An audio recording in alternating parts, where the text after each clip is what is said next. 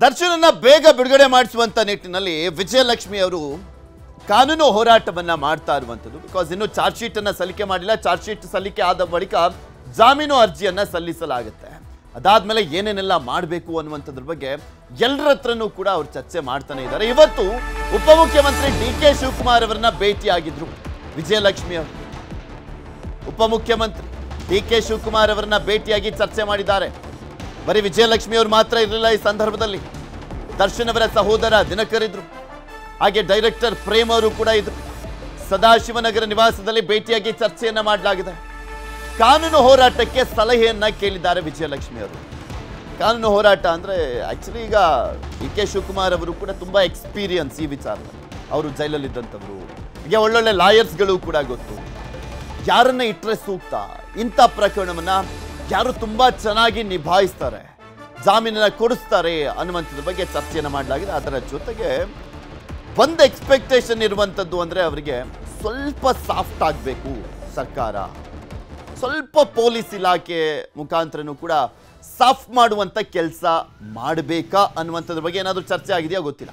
Because ಈ ಕ್ಷಣದವರೆಗೂ ಹೇಳ್ತೀವಿ, ದರ್ಶನ್ ಪ್ರಕರಣದಲ್ಲಿ ಮಾತ್ರ ಪೊಲೀಸರು ತುಂಬ ಅಗ್ರೆಸಿವ್ ಆಗಿ ಈ ಒಂದು ಪ್ರಕರಣವನ್ನು ಕೈಗೆತ್ಕೊಂಡು ತನಿಖೆಯನ್ನು ಮಾಡ್ತಾ ಇದ್ದಾರೆ. ಏನೇನು ಸಾಕ್ಷ್ಯಗಳಿದ್ವು ಅವೆಲ್ಲವನ್ನೂ ಕೂಡ ಕವರ್ ಮಾಡಿರುವಂಥದ್ದು. ಯಾವ ಡಾಟ್ಸು ಕೂಡ ಮಿಸ್ ಮಾಡಿಲ್ಲ, ಯಾವ ಕನೆಕ್ಟಿಂಗ್ ಡಾಟ್ಸು ಕೂಡ ಮಿಸ್ ಮಾಡ್ದಲೇ ತನಿಖೆ ಆಗ್ತಾ ಇದೆ.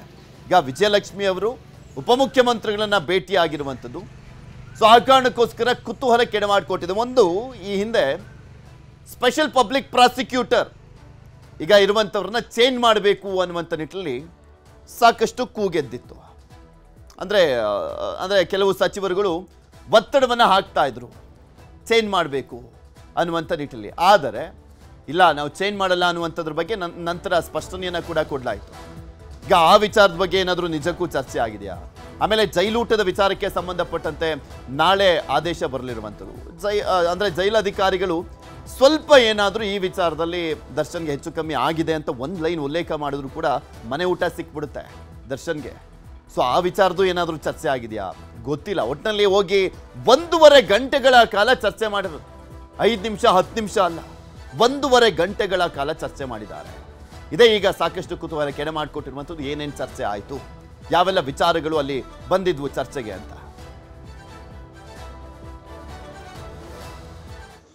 ನಾನು ಯಾವಾಗ ಸಾಹೇಬ್ರನ್ನ ಭೇಟಿ ಮಾಡಕ್ ಯಾವಾಗ ಬಂದಿರ್ತೀನಿ ಆಲ್ವೇಸ್ ಅಲ್. ಈಗ ನೀವು ನೋಡಿದ್ರೆ ಅಷ್ಟೇ ಬಿಟ್ರೆ ನಾನು ಏನು ಹೊಸ್ತೇನಲ್ಲ ಇದು. ಅದ್ ನನ್ನ ಸ್ನೇಹಿತರು ದರ್ಶನ್, ಸೊ ಯಾವತ್ತಿದ್ರು ಆಗ್ಲಿ ಸೊ ಮಾತಾಡ್ತಾ ಇರ್ತೀವಿ. ಸೊ ಅದೇನ್ ಇದಿಲ್ಲ. ಸೊ ವಿನೀಸ್ ಒಂದು ಸ್ಕೂಲ್ದು ಅಡ್ಮಿಷನ್ ಇತ್ತು, ದರ್ಶನ್ ಅವ್ರ ಮಗನ ವಿನೀಸ್ ಸ್ಕೂಲ್ ಅಡ್ಮಿಷನ್ ಒಂದಿತ್ತು. ಸೊ ಅದನ್ನ ಅವ್ರ ಸ್ಕೂಲ್ ಇದೆಯಲ್ಲ, ಯಾಕೆ ನನ್ನ ಮಗನ ಅಲ್ಲೇ ಇಬ್ರು ಜೊತೆ ಓದ್ತಾ ಇದ್ರು. ಸೊ 1 ವರ್ಷ ಅವನೇನೋ ಬೇರೆ ಕಡೆ ಶಿಫ್ಟ್ ಆದ, ಈಗ ಹತ್ರ ಅಲ್ಲಿ ದೂರ ಆಯ್ತು, ಪ್ರಾಬ್ಲಮ್ ಆಯ್ತು ಅಂದ್ಬಿಟ್ಟು ಆ ಸ್ಕೂಲ್ ಯಾಕೆ ಅಂತಾನೆ ಮಾತಾಡ್ತೀವಿ, ಬಿಟ್ರೆ ಬೇರೆ ಯಾವ ಉದ್ದೇಶನೂ ಇಲ್ಲ. ಆಮೇಲೆ ಮಾಮೂಲಿ ದರ್ಶನ್ ಬಂದ್ಬಿಟ್ಟು ನನ್ನ ಸ್ನೇಹಿತರು, ನನ್ನ ಫ್ಯಾಮಿಲಿ. ಸೊ ಕಷ್ಟ ಸುಖ ಮಾತಾಡ್ತೀವಿ, ನಾಟ್ ಲೈಕ್ ಎನಿಥಿಂಗ್. ಅದಕ್ಕಂದ್ರೆ ಅದು ಕಾನೂನು ಇದೆ, ನ್ಯಾಯಾಂಗ ನಡೀತಾ ಇದೆ, ಅದ್ರ ಮೇಲೆ ನಾವೇನು ಮಾತಾಡಕ್ಕಾಗಲ್ಲ ಅದ್ರ ಬಗ್ಗೆ ಅಲ್ವಾ. ಇಲ್ಲ, ನಾನು ಫಸ್ಟೇ ಬಂದೆ, ನಾನು ಸಾಹೇಬ್ರ ಹತ್ರ ಮಾತಾಡಿ ನಾನು ಹೊರಗಡೆ ಅಲ್ಲಿದ್ದೆ. ಸೊ ಅದಾದ್ಮೇಲೆ ಮಾತಾಡ್ಕೊಂಡ್ರು. ಇಲ್ಲ, ಅದು ಅವ್ರವ್ರಿಗೆ ಬಿಟ್ಟ ವಿಷಯ, ನನಗೂ ಅದಕ್ಕೂ ನಿಜವಾದ ಸಂಬಂಧ ಇಲ್ಲರಪ್ಪ, ಪ್ಲೀಸ್ ದಯವಿಟ್ಟು. Okay, thank you. ಈ ವಿಚಾರದ ಬಗ್ಗೆ ಇನ್ನಷ್ಟು ಮಾಹಿತಿಯನ್ನ ಕೊಡ್ತಾ ಹೋಗ್ತಾರೆ ನಮ್ಮ ಪ್ರತಿನಿಧಿ ಸತೀಶ್. ನಮ್ಮ ಜೊತೆ ನೇರ ಸಂಪರ್ಕದಲ್ಲಿ ಜಾಯ್ನ್ ಆಗಿದ್ದಾರೆ. ಸತೀಶ್, 5-10 ನಿಮಿಷ ಅಲ್ಲ, 1.5 ಗಂಟೆಗಳ ಕಾಲ ಚರ್ಚೆ ಆಗಿರುವಂಥದ್ದು. ಇಲ್ಲಿ ಸಹಜವಾಗಿ ಏನೇನೆಲ್ಲ ಚರ್ಚೆ ಮಾಡಿರ್ಬೋದು ಅನ್ನುವಂಥ ಊಹೆ ನಮಗೂ ಕೂಡ ಇದೆ. ಆದರೆ ಪ್ರೇಮ್ ಅವರು ಹೇಳ್ತಾ ಇದ್ರು ಒಂದು ಸ್ಕೂಲಿಗೆ ಅಡ್ಮಿಷನ್ ವಿಚಾರದಲ್ಲಿ ಅನ್ನುವಂಥದ್ರ ಬಗ್ಗೆ. ಇಲ್ಲಿ ಯಾರು ಸ್ಕೂಲ್ ಮಕ್ಕಳಿಲ್ಲ, ಮಾಧ್ಯಮದವ್ರು ಯಾರು ಸ್ಕೂಲ್ ಮಕ್ಕಳಿಲ್ಲ. ಇವ್ರು ಸ್ಕೂಲ್ ವಿಚಾರಕ್ಕೆ ಹೋಗಿ ಚರ್ಚೆಯನ್ನು ಮಾಡ್ತಾ ಇದ್ದಾರೆ ಅಂತ ಊಹಿಸ್ಕೊಂಡು ಅದ್ರ ಬಗ್ಗೆ ಹೇಳಲಿಕ್ಕೆ ಏನೇನೆಲ್ಲ ಚರ್ಚೆ ಆಯ್ತಂತೆ. ಪ್ರಮುಖವಾಗಿ ನೋಡಿದಾದ್ರೆ ಯಾವ ರೀತಿಯಾಗಿ ತಮ್ಮ ಬೇಡಿಕೆಗಳನ್ನು ಇಟ್ಟರಂತೆ, ಡಿ.ಕೆ. ಯಾವ ರೀತಿಯಾಗಿ ಸ್ಪಂದಿಸಿದ್ದಾರಂತೆ ಈ ವಿಚಾರದ ಬಗ್ಗೆ. ಎಸ್ ಪೃಥ್ವಿ, ನೀವು ಹೇಳಿದಾಗೆ ಜೋಗಿ ಪ್ರೇಮ್ ಇರ್ಬೋದು, ದಿನಕರ್ ತೂಗುದೀಪ್ ಇರ್ಬೋದು, ಮತ್ತು ವಿಜಯಲಕ್ಷ್ಮಿ ದರ್ಶನ್, ಇವರು 3 ಜನವು ಕೂಡ ದರ್ಶನ್ ಅವರ ಪ್ರಕರಣದ ವಿಚಾರವಾಗಿಯೇ ಇವತ್ತು ಡಿ.ಸಿ.ಎಂ ಡಿ.ಕೆ. ಶಿವಕುಮಾರ್ ಅವರನ್ನ ಭೇಟಿಯಾಗಿದ್ದಾರೆ. ಅದರಲ್ಲೂ ಕೂಡ ವಿಶೇಷವಾಗಿ ಈ ಒಂದು ಪ್ರಕರಣದಲ್ಲಿ ಸರ್ಕಾರ ಯಾವ ರೀತಿಯಾದಂಥ ಒಂದು ಸಪೋರ್ಟನ್ನು ಇವ್ರ ಕಡೆಯಿಂದ ಬಯಸ್ಬೋದು. ಸೊ ಯಾಕಂದರೆ ಈಗಾಗಲೇ ತಿಂಗಳುಗಳಿಗೆ ಹೆಚ್ಚು ಕಾಲ ಆಗಿದ್ರೂ ಕೂಡ ಬೇಲ್ ಕೂಡ ಸಿಕ್ಕಿಲ್ಲ. ಸೊ ಈ ಒಂದು ಯಾವ ರೀತಿಯಾಗಿ ನಾವು ಒಂದು ಕಾನೂನು ಹೋರಾಟ ಮಾಡಬೇಕು, ಸೊ ದಯವಿಟ್ಟು ಸರ್ಕಾರ ಈ ಒಂದು ಪ್ರಕರಣದಲ್ಲಿ ನಮಗೆ ಕಾನೂನಿನ ಚೌಕಟ್ಟಿನಲ್ಲೇ ಒಂದು ಸಪೋರ್ಟ್ ಮಾಡಿ, ಅದರ ಜೊತೆಗೆ ಮನೆ ಊಟಕ್ಕೂ ಕೂಡ ಒಂದು ಅನುವು ಮಾಡುವುದಕ್ಕೆ ಸರ್ಕಾರ ಒಂದು ಪೊಲೀಸರ ಮುಖಾಂತರ ಒಂದು ನೆರವನ್ನು ಕೊಡಿಸಿ ಅನ್ನುವಂಥ ನಿಟ್ಟಿನಲ್ಲಿ ನೀವೇನು ಹೇಳಿದ್ರೆ ಅದೇ ರೀತಿಯಾಗಿ ಎಲ್ಲ ಅಂಶಗಳನ್ನು ಕೂಡ ಡಿ.ಕೆ. ಶಿವಕುಮಾರ್ ಅವರ ಬಳಿ ಒಂದು ಮನವಿ ಮಾಡ್ಕೊಂಡಿರುವಂಥದ್ದು.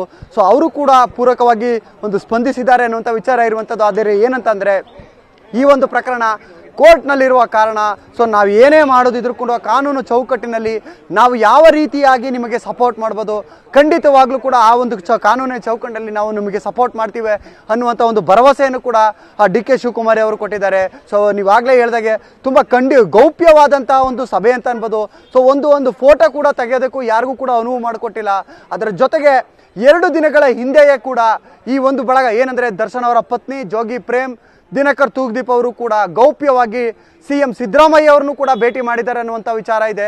ಸೊ ಒಟ್ಟಾರೆಯಾಗಿ ಈ ಒಂದು ಪ್ರಕರಣದಲ್ಲಿ ಸರ್ಕಾರದ ಕಡೆಯಿಂದ ಯಾವ ರೀತಿಯಾದಂಥ ನೆರವು ದರ್ಶನ್ ಅವರಿಗೆ ಸಿಗುತ್ತೆ ಅನ್ನುವಂಥ ನಿಟ್ಟಿನಲ್ಲಿ ಎಲ್ಲ ರೀತಿಯಾದಂತಹ ಒಂದು ಪ್ರಯತ್ನವನ್ನು ಅವರ ಪತ್ನಿ ವಿಜಯಲಕ್ಷ್ಮಿ ಮಾಡ್ತಿದ್ದಾರೆ ಅಂತಲೇ ಹೇಳ್ಬೋದು. ಪೃಥ್ವಿ, ಓಕೆ, ಧನ್ಯವಾದ ಸತೀಶ್ ನಿಮ್ಮೆಲ್ಲ ಮಾಹಿತಿಗಾಗಿ. ನೋಡೋಣ, ಈಗ ನಿಜಕ್ಕೂ ಈ ಒಂದು ಪ್ರಕರಣವನ್ನ ವೀಕ್ ಮಾಡುವಂತ ನಿಟ್ಟಿನಲ್ಲಿ ಏನಾದರೂ ಬೇಡಿಕೆಗಳನ್ನ ಇಟ್ಟಿದ್ದೆ ಆದ್ರೆ, ಅದಕ್ಕೇನಾದ್ರೂ ಸರ್ಕಾರ ಸ್ಪಂದಿಸಿದ್ದೆ ಆದ್ರೆ ಅದೆಲ್ಲವೂ ಕೂಡ ಗೊತ್ತಾಗ್ತಾ ಹೋಗುತ್ತೆ. ಚಾರ್ಜ್ ಶೀಟ್ ನಲ್ಲಿ ಸ್ವಲ್ಪ ಹೆಚ್ಚು ಕಮ್ಮಿಯಾಗಿ ಸಾಫ್ಟ್ ಕಾರ್ನರ್ ತೋರಿಸಿದ್ರು ಕೂಡ ಸ್ಪಷ್ಟವಾಗಿ ಗೊತ್ತಾಗುತ್ತೆ. ಯಾಕಂದ್ರೆ ನಾವು ಇದುವರೆಗೂ ಎಲ್ಲ ಮಾಧ್ಯಮಗಳಲ್ಲೂ ಕೂಡ ನೀವು ಗಮನಿಸಿರ್ತೀರಾ ಯಾವ್ಯಾವ ರೀತಿಯಾಗಿ ಪಿನ್ ಟು ಪಿನ್ ಮಾಹಿತಿಯನ್ನ ಕಲೆಕ್ಟ್ ಮಾಡಲಾಗಿದೆ, ಅಲ್ಲಿರುವಂತಹ ಆರೋಪಿಗಳ ವಿರುದ್ಧ ಈ ಆರೋಪವನ್ನ ಸಾಬೀತುಪಡಿಸುವಂತ ನಿಟ್ಟಿನಲ್ಲಿ ಪೊಲೀಸರಿಗೆ ಏನೆಲ್ಲ ಸಾಕ್ಷ್ಯಗಳು ಸಿಕ್ಕಿದ್ದಾವೆ ಅಂತ.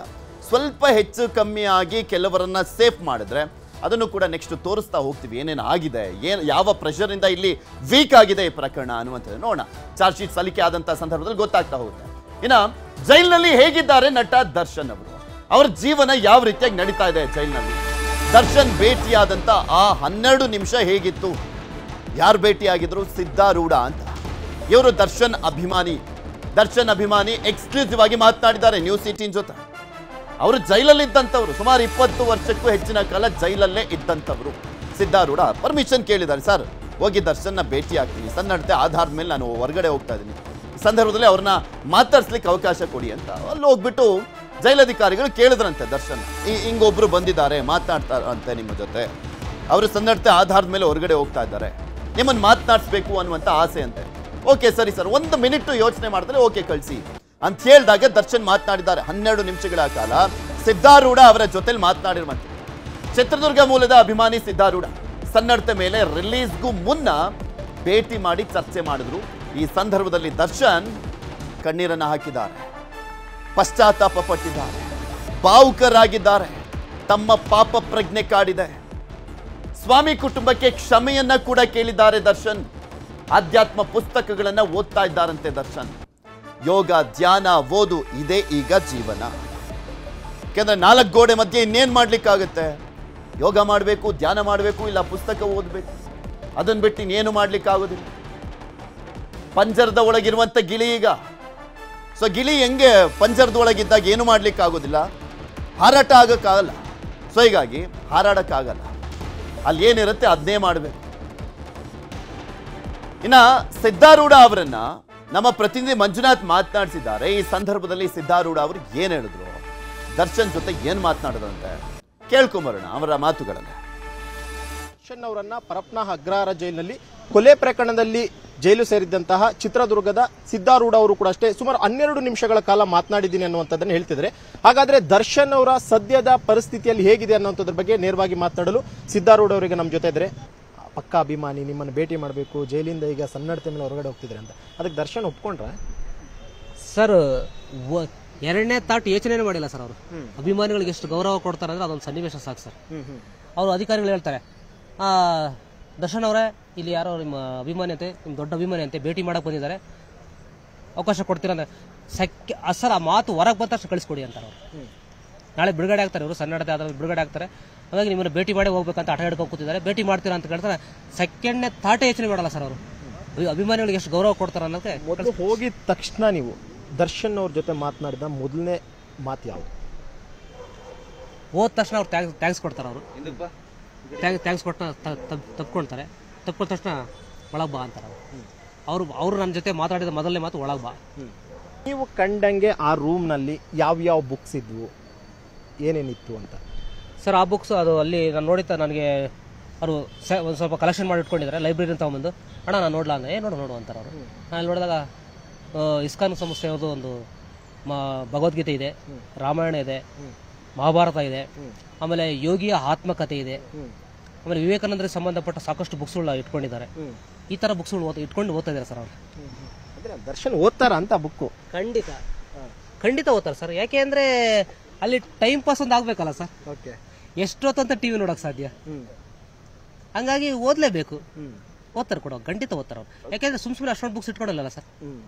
ಅದು ಲೈಬ್ರರಿನ ತಂದ್ಮೇಲೆ ಒಂದು ಅದಕ್ಕೊಂದು ವ್ಯಾಲಿಡಿಟಿ ಅಂತ ಇರುತ್ತಲ್ಲ ಸರ್, ಟೈಮ್ ಇರುತ್ತಲ್ಲ ಸರ್. ಆ ಟೈಮ್ ಒಳಗೆ ಅದನ್ನು ವಾಪಸ್ ಕೊಡ್ಬೇಕು, ನಾವು ಓದಲೇಬೇಕು. ಅಂದಾಜು ಎಷ್ಟು ಬುಕ್ಸ್ ಇದಾವೆ ಸರ್? ನಾನು ನೋಡಿದರೆ ಒಂದು 15-20 ಬುಕ್ಸ್ ಇದಾವೆ ಸರ್. ಓಕೆ.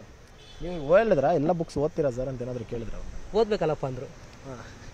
ಬೇರೆ ಆಪ್ಷನ್ ಇಲ್ಲ ಅಂತ ಓದ್ಬೇಕಲ್ಲಪ್ಪ ಅಂದರು. ಕೇಳಿದೆ ಅಣ್ಣ ಎಲ್ಲ ಬುಕ್ಸ್ ಓದ್ತೀಯ ಅಣ್ಣ ಅಂತ ಕೇಳಿದ್ರೆ ಓದ್ಬೇಕಲ್ಲಪ್ಪ. ಓಕೆ. ಈಗ ಇನ್ನೊಂದು, ದರ್ಶನ್ ಅವರು ಖುದ್ದಾಗಿ ಹೈಕೋರ್ಟ್ಗೆ ಒಂದು ಅಪೀಲ್ ಮಾಡ್ತಾರೆ, ಒಂದು ಅರ್ಜಿಯನ್ನು ಹಾಕ್ಕೊಂತಾರೆ. ಜೈಲಿನ ಊಟ ಅಡ್ಜಸ್ಟ್ ಆಗ್ತಿಲ್ಲ, ಇಲ್ಲಿನ ಊಟದಿಂದ ಆರೋಗ್ಯದಲ್ಲಿ ಏರ್ಪೇರ್ ಆಗ್ತಿದೆ, ತೂಕ ಕಡಿಮೆ ಆಗಿದೆ ಅಂತೇಳಿ.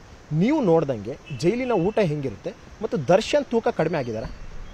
ದರ್ಶನ್ ಸರ್ ತೂಕ ಕಡಿಮೆ ಆಗಿದೆ ಸರ್, ನಿಜವೂ ಕಡಿಮೆ ಆಗಿದೆ. ಯಾಕಂದ್ರೆ ಮಕ ಸಪ್ಪಾಗಿದೆ, ಬಾಡಿ ಸ್ವಲ್ಪ ಡೌನ್ ಆಗಿದೆ.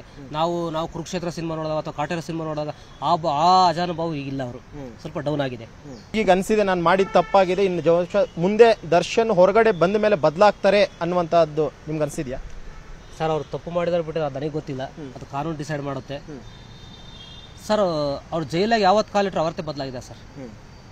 ಯಾಕೆಂದ್ರೆ ಜೈಲು ಆ ಥರ ಬದಲಾವಣೆ ಮಾಡಿಸುತ್ತೆ. ಇದಿಷ್ಟು ಸಿದ್ಧಾರೂಢ ಅವರು ನ್ಯೂಸ್ 18 ಜೊತೆ ಮಾತನಾಡಿರುವಂತಹದ್ದು.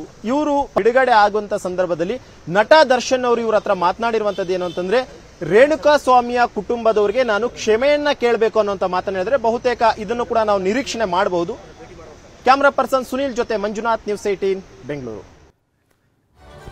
ಪಶ್ಚಾತ್ತಾಪ ಪಡೋದ್ರ ಜೊತೆಗೆ ದರ್ಶನ್ ಅವರು ಭಾವುಕರಾಗೋದ್ರ ಜೊತೆಗೆ ಮೇನ್ ಆಗಿ ಏನಪ್ಪಾ ಅಂದ್ರೆ ರೇಣುಕಾ ಸ್ವಾಮಿ ಕುಟುಂಬದ ಬಗ್ಗೆ ಮಾತನಾಡಿದಾರಲ್ಲ, ಅಲ್ಲಿ ಪ್ರಮುಖವಾಗಿ ಬರೀ ಕ್ಷಮೆ ಕೇಳ್ತೀನಿ ಅಂತ ಹೇಳಿದಲ್ಲ, ಭಗವಂತ ಅವಕಾಶ ಕೊಟ್ಟರೆ ಕಾಲಿಡ್ತೀನಿ ಅಂತ ಹೇಳಿದಾರಂತೆ.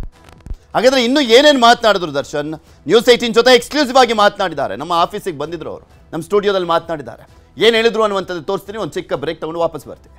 Welcome back. ರೇಣುಕಾ ಸ್ವಾಮಿ ಕುಟುಂಬಕ್ಕೆ ದರ್ಶನ್ ಸಂದೇಶವನ್ನ ರವಾನಿಸಿದ್ದಾರೆ. ಏನಂತ ಹೇಳಿದ್ರು ದರ್ಶನ್? ಹಾಗಾದ್ರೆ ರೇಣುಕಾ ಸ್ವಾಮಿ ಕುಟುಂಬದ ಬಗ್ಗೆ ನೊಂದಿದ್ದಾರೆ ದರ್ಶನ್. ಈ ರೀತಿಯಾಗಿ ಮಾಡ್ಬಿಟ್ನಲ್ಲ ನಾನು, ಅಭಿಮಾನಿಯ ಮೂಲಕನೇ ಕ್ಷಮೆಯನ್ನ ಕೇಳಿರುವಂಥದ್ದು ದಾಸ, ಭಗವಂತ ಅವಕಾಶ ಕೊಟ್ರೆ ಕಾಲಿಗೆ ಬೀಳ್ತೀನಿ ಅಂತ ಹೇಳಿದ್ದಾರೆ. ಇನ್ನೆಷ್ಟು ಮಟ್ಟಿಗೆ ಪಶ್ಚಾತ್ತಾಪ ಆಗಿರೋಣ ದರ್ಶನ್, ಎಷ್ಟು ಮಟ್ಟಿಗೆ ಪಾಪ ಪ್ರಜ್ಞೆ ಕಾಡ್ತಾರಲ್ಲ. ರೇಣುಕಾ ಸ್ವಾಮಿ ಸಾವು ಅನ್ನುವಂಥದ್ದು ಅದು ಬರೀ ಕೊಲೆ ಅಲ್ಲ, ಮಾರಣಾಂತಿಕವಾಗಿ ಹಲ್ಲೆಯನ್ನ ಮಾಡಿ ನರಳಾಡಿಸಿ ಕೊಲೆಯನ್ನ ಮಾಡಲಾಗಿರುವಂತ ಕಾರಣಕ್ಕೋಸ್ಕರ ಆ ಪಾಪ ಪ್ರಜ್ಞೆ ಕಾಡ್ತಾ ಇದೆ. ರೇಣುಕಾ ಸ್ವಾಮಿ ಕುಟುಂಬದ ಕಾಲಿಗೆ ಬೀಳ್ತೀನಿ ನಾನು, ಭಗವಂತ ನನಗೆ ಅವಕಾಶ ಕೊಡಬೇಕು, ಭಗವಂತ ಅವಕಾಶ ಕೊಟ್ರೆ ಕ್ಷಮೆ ಕೇಳ್ತೀನಿ. ಸಿದ್ಧಾರೂಢ ಮುಂದೆ ಭಾವುಕರಾದ್ರಂತೆ ದರ್ಶನ್. ಚಿತ್ರದುರ್ಗ ಅಭಿಮಾನಿಗೆ ಸಂದೇಶವನ್ನ ಕೊಟ್ಟು ಕಳಿಸಿದ್ದಾರೆ ದರ್ಶನ್. ನಿಂದು ಚಿತ್ರದುರ್ಗನೇ ಅಲ್ವಾ, ಹೋಗಿ ಭೇಟಿಯಾಗು, ಆ ಕುಟುಂಬಕ್ಕೆ ಧೈರ್ಯ ಹೇಳು ಅಂತ ಮನವಿಯನ್ನ ಮಾಡಿದ್ದಾರೆ. ಚಿತ್ರದುರ್ಗ ಅಭಿಮಾನಿಗೆ ಸಂದೇಶವನ್ನ ಕೊಟ್ಟಿದ್ದಾರೆ ದರ್ಶನ್. ಧ್ಯಾನ ಮಾಡ್ಬೇಕಾದ್ರೆ ಅವ್ರ ಮುಖಭಾವನ ಗಮನಿಸಿದಾಗ ಖಂಡಿತ ಅವರಿಗೆ ಪಶ್ಚಾತ್ತಾಪ ಆಗಿದೆ. ಪ್ರತಿ ಕ್ಷಣನೂ ಬೇಕಾದ್ರೆ ಆ ಕುಟುಂಬಕ್ಕೆ ಸಾರಿ ಕೇಳ್ತಾರೆ ಅವರು. ಅವರು ಅಲ್ಲ, ಅವ್ರ ಅಭಿಮಾನಿಗಳೆಲ್ಲರೂ ಕೇಳ್ತಾರೆ. ನಾನು ಕೇಳ್ತೀನಿ ಬೇಕಾದ್ರೆ ಅವ್ರ ಕುಟುಂಬಕ್ಕೆ ಸಾರಿ. ನಾವು ಮಾಡಿದ್ದು ತಪ್ಪು ಅಂತ ನಮಗೆ ಗೊತ್ತಿತ್ತು ಅಂತಂದ್ರೆ ಅವ್ರ ಕುಟುಂಬ ಕೇಳಬೇಕಾಗುತ್ತೆ ನಾವು ಸಾರಿ. ಆದ್ರೆ ಅವ್ರ ಮುಖದಲ್ಲಿ ಪಶ್ಚಾತ್ತಾಪ ಇದೆ ಮೇಡಮ್, ಅವ್ರ ಕಣ್ಣಲ್ಲಿ ಪಶ್ಚಾತ್ತಾಪ ಇದೆ. ಅವರು ನೊಂದಿದ್ದಾರೆ, ಬಹಳ ನೊಂದಿದ್ದಾರೆ ಅವರು. ಎಷ್ಟು ನೊಂದಿದ್ದಾರೆ ಅಂತಂದ್ರೆ ಅವ್ರ ಲೈಫಲ್ಲಿ ಇನ್ನ ಒಂದು ಸಣ್ಣ ತಪ್ಪು ಮಾಡೋಕ್ಕೂ ಸಹ ಅವರು ಮನಸ್ಸು ಮಾಡಲ್ಲ, ಅಷ್ಟು ಪಶ್ಚಾತ್ತಾಪ ಪಟ್ಟಿದ್ದಾರೆ ಅವರು, ಅಷ್ಟು ನೊಂದ್ಕೊಂಡಿದ್ದಾರೆ ಸರ್. ದುರ್ಗ ಅಲ್ವಾ ನೀನು, ಚಿತ್ರದುರ್ಗ ಅಲ್ವಾ ಅಂತಂದ್ರು. ಹೂನಣ್ಣ ಅಂತಂದೆ. ದುರ್ಗಕ್ಕೆ ಹೋಗಿ ಆ ಕುಟುಂಬನ ಭೇಟಿ ಮಾಡೋಕ್ಕಾಗುತ್ತೆ ನಿನ್ನ ಕೈಲಿ ಅಂತಂದ್ರು. ಖಂಡಿತ ಭೇಟಿ ಮಾಡ್ತೀನಣ್ಣ. ನಾನು ಅವ್ರಿಗೆ ಯಾವಾಗ ಹೇಳಿದ್ದು ಅದನ್ನೇ, ಅವ್ರ ಕುಟುಂಬ ನಾನು ಭೇಟಿ ಮಾಡ್ತೀನಿ ಅಂತಂದು. ಹೌದು, ಇದನ್ನು ನಾನು ಯಾವ ಮಾಧ್ಯಮದಲ್ಲೂ ಹೇಳಿಲ್ಲ, ಹೇಳಬೇಕು ಅಂತ ಅನಿಸಿಲ್ಲ, ಮಾಡಿ ತೋರ್ಸೋಣ ಅಂತ ಅನಿಸಿತ್ತು. ಭಗವಂತ ನನಗೆ ಆ ಥರ ಅವಕಾಶ ಕೊಟ್ಟರೆ ಅವ್ರು ಕಾಲು ಹಿಡ್ಕೊಡ್ತೀನಪ್ಪ ಅಂದರು. ಇನ್ನೇನು ಬೇಕು ಮೇಡಮ್? ಹೌದು, ಭಗವಂತ ಆ ರೀತಿ ನನಗೆ ಅವಕಾಶ ಕೊಟ್ಟರೆ ಖಂಡಿತ ಅವ್ರು ಕಾಲು ಹಿಡ್ಕೊಡ್ತೀನಿ ನಾನು. ಲಾಸನ್ನು ದುಡ್ಡು ಲಾಸ್ ಆದರೆ ತಂದು ಕೊಡ್ಬೋದು, ನಿಜವಾಗೂ ಇದು ನೀವು ಏನಾದರೂ ಅಂದ್ಕೊಳ್ರಿ, ಖಂಡಿತ ನಾನು ಅವ್ರ ಮನೆಗೆ ಹೋಗ್ತೀನಿ. ನಾನು ಅವ್ರ ಮನೆ ನಾನು ಹೋಗ್ತೀನಿ ಅವ್ರ ಮನೆಗೆ. ನಾನು ಹೋಗಿ ಅವ್ರನ್ನ ಭೇಟಿ ಮಾಡ್ತೀನಿ. ಭೇಟಿ ಮಾಡಿಬಿಟ್ಟು ಬಾಸ್ ಈ ಥರ ಹೇಳಿದ್ದಾರೆ ಅಂತೀನಿ. ಬಟ್ ಅವ್ರು ಕ್ಷಮಿಸೋದು ಬಿಡೋದು ಅವ್ರ ದೊಡ್ಡ ಗುಣ.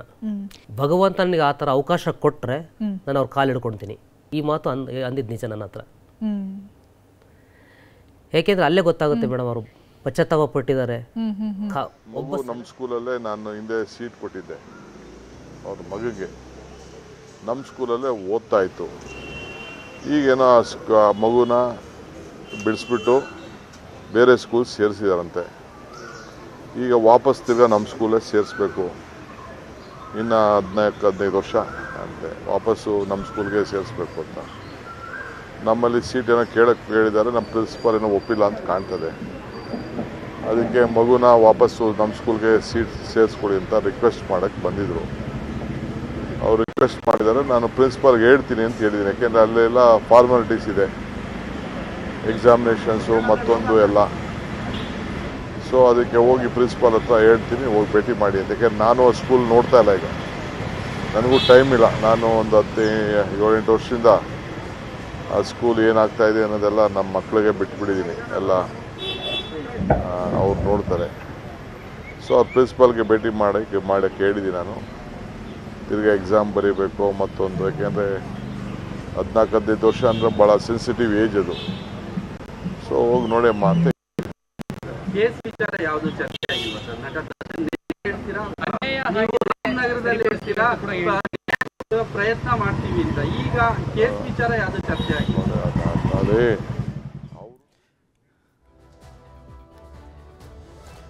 ಸಿದ್ದಾರೂಢ ಅವರು ನ್ಯೂಸ್ 18 ಜೊತೆ ಮಾತನಾಡಿದ್ರಲ್ಲ, ಅದರ ಸಂಪೂರ್ಣ ಸಂದರ್ಶನ 3 ಗಂಟೆಗೆ ಪ್ರಸಾರ ಆಗುತ್ತೆ. ಅವರು ಕಂಪ್ಲೀಟ್ ಆಗಿ ಹೇಳಿದ್ದಾರೆ ದರ್ಶನ್ ಅವರು ಯಾವ ರೀತಿಯಾಗಿದ್ದಾರೆ, ಏನು ಮಾಡ್ತಾ ಇದ್ದಾರೆ ಜೈಲಿನ ಒಳಗಡೆ, ಯಾವ ರೀತಿಯಾಗಿ ಕುಗ್ಗಿದ್ದಾರೆ, ಭಾವುಕರಾಗಿದ್ರು, ಕಣ್ಣೀರನ್ನ ಹಾಕ್ತಾ ಇದ್ದಾರೆ, ಪಶ್ಚಾತ್ತಾಪ ಪಡ್ತಾ ಇದ್ದಾರೆ. ಇದೆಲ್ಲದ್ರ ಬಗ್ಗೆನೂ ಕೂಡ ಸಂಪೂರ್ಣವಾದಂಥ ಒಂದು ಸಂದರ್ಶನ 3 ಗಂಟೆಗೆ ಇರುತ್ತೆ. ತಪ್ಪದೆ ನೋಡಿ. ಮತ್ತಷ್ಟು ಸುದ್ದಿ